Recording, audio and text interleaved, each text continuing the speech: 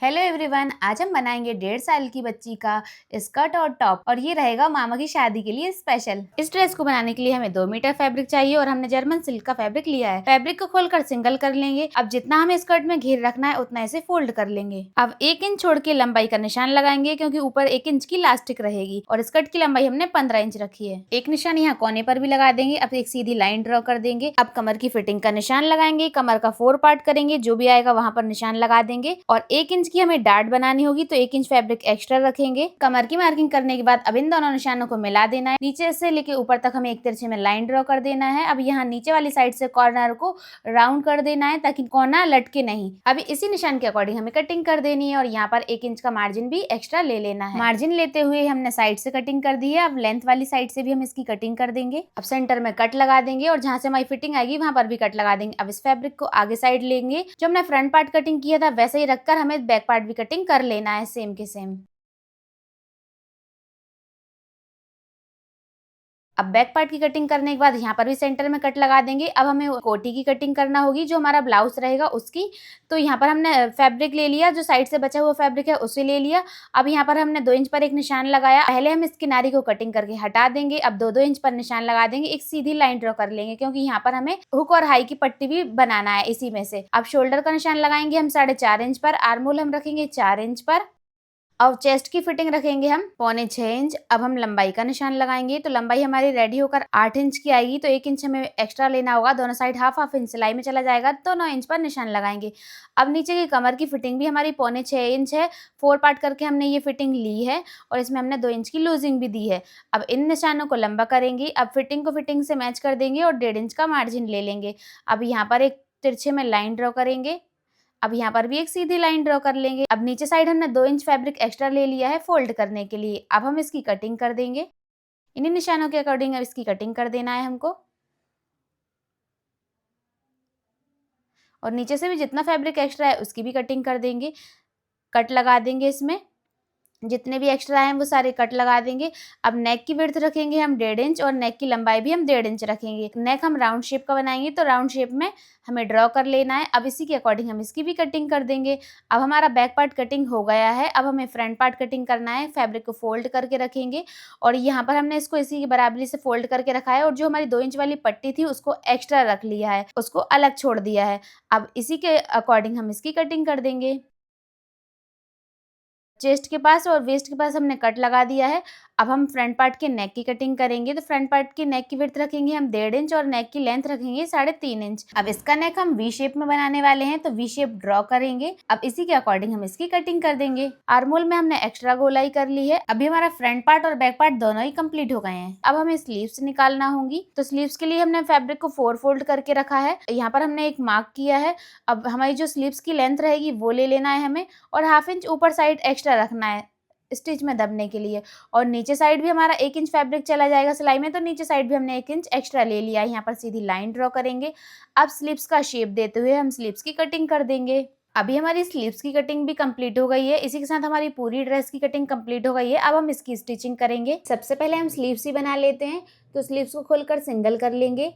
अब एक स्लीव्स लेंगे, जितना फैब्रिक नीचे फोल्ड करने के लिए रखा है उतना फैब्रिक को फोल्ड करेंगे और यहाँ पर स्टिच लगाएंगे। और जैसे हमने इस स्लीव्स को फोल्ड किया है वैसे हम दूसरी वाली स्लीव्स को भी फोल्ड कर लेंगे। स्टिचिंग करते करते हमने सोचा इसमें अस्तर लगा लेंगे तो ज्यादा बेटर रहेगा, फिनिशिंग ज्यादा अच्छी आ जाएगी। हमने 2 मीटर अस्तर लिया, उसको फोल्ड किया और जैसे हमने मैन फैब्रिक की कटिंग की थी उसी तरह से हमने इसको भी रखा लाइनिंग फैब्रिक को और इसकी भी बराबरी से कटिंग कर ली है और लहंगे का भी लाइनिंग कटिंग करके निकाल लिया है। अब हम चोली की स्टिचिंग करने वाले हैं तो अस्तर को सीधा करके रखेंगे, उसके ऊपर मैन फैब्रिक को उल्टा करके रखेंगे। अब यहाँ पर नेक का शेप जो है उसी शेप के अकॉर्डिंग हम इस पर सिलाई लगा लेंगे और नीचे साइड भी सिलाई लगा देंगे। सेंटर में कट लगा देंगे। अब इसको पलट देंगे। अब अच्छे से इसको बाहर निकाल लेंगे और इस पे आयरन करेंगे। अब बैक पार्ट में भी सिलाई लगाएंगे, नीचे साइड से इसको भी पलटी कर देंगे और यहाँ पर फिनिशिंग की पॉइंट की सिलाई लगा देंगे। अब अस्तर को अटैच कर देंगे सभी जगह से। अब जैसे हमने इस साइड वाले पार्ट को रेडी किया था वैसे हमने ये दूसरे वाले पार्ट को भी रेडी कर लिया है। अब हम हुकाई की पट्टी लगा लेते हैं तो यहाँ पर 1 इंच फैब्रिक को फोल्ड करेंगे, एक बार और 1 इंच फैब्रिक को फोल्ड करेंगे। इसी तरह से हमें पट्टी बना लेना है और जैसे हमने इस पट्टी को बनाया है वैसे हमें दूसरी वाली पट्टी को भी रेडी कर लेना है। दोनों पट्टियों को बराबरी से मिलाकर रखेंगे, दोनों को अच्छे से मैच कर लेंगे। छोटी बड़ी तो नहीं हो रही, गले का शेप भी चेक कर लेंगे और थोड़ा छोटा बड़ा होता है तो उसको कटिंग करके सही कर लेंगे। अब गले में पट्टी लगाने वाले हैं, तो यहाँ पर हमने एक और पट्टी ले ली है। और पट्टी हमने 1.5 इंच चौड़ी ली है। इसको डबल में फोल्ड कर लेना है। फोल्ड करके यहाँ पर इसको अटैच कर देना है। राउंड शेप देते हुए यहाँ पर हम इसको अटैच करेंगे। अब एक्स्ट्रा पट्टी की कटिंग कर देंगे। राउंड शेप में कट्स लगा देंगे। कट लगाने के बाद जो एक्स्ट्रा फैब्रिक होगा उसकी कटिंग कर देंगे। ऊपर साइड फिनिशिंग की सिलाई लगाएंगे। अब इसको उल्टा करेंगे और इस पूरी पट्टी को अंदर साइड फोल्ड कर देंगे। पट्टी अटैच करने के बाद अब हमें शोल्डर अटैच करना है। फ्रंट पार्ट को सीधा करके रखेंगे, उसके ऊपर बैक पार्ट को रख देंगे और यहाँ पर शोल्डर अटैच करने की सिलाई लगाएंगे। दोनों शोल्डर को अटैच करने के बाद एक ऊपर से फिनिशिंग की सिलाई भी लगा देंगे। अब हमें स्लीव्स अटैच करना है, तो पहले स्लीव्स को मेजर कर लेते हैं। तो यहाँ पर हमने स्लीव्स को अटैच कर दिया है। अब जैसे हमने इस वाली स्लीव्स को अटैच किया है वैसे हमने दूसरी वाली को भी अटैच कर लिया है। ब्लाउज बनकर हमारा रेडी हो गया है। अब हम लहंगा स्टिच करेंगे। तो यहाँ पर हमने लहंगे की कमर में लगाने के लिए एक पट्टी ले ली है, जिसकी चौड़ाई हमने 3.5 इंच रखी है। फ्रंट पार्ट की भी 3.5 इंच और बैक पार्ट की भी 3.5 इंच। तो यहाँ पर हमें इलास्टिक लगाना है। पहले हम बैक पार्ट रेडी कर लेते हैं। तो पट्टी को हमने रखकर इस पर अटैच कर दिया है और हमने उल्टी साइड अटैच किया है और इस पट्टी को हमें सीधी साइड लेकर आना है फोल्ड करके। तो यहाँ पर हमने इलास्टिक ली कमर की मेजरमेंट के अकॉर्डिंग और इसको यहाँ पर अटैच कर लिया। अब इसको पूरा अंदर करेंगे। यहाँ पर इलास्टिक को खींचेंगे और बाहर निकालते जाएंगे और इसको पूरे फैब्रिक को अंदर करेंगे और यहाँ पर पट्टी को अटैच कर लेंगे। अब यहाँ पर इलास्टिक के मार्जिन को सभी जगह अच्छे से फैला देंगे। अब इलास्टिक के ऊपर सिलाई लगाएंगे।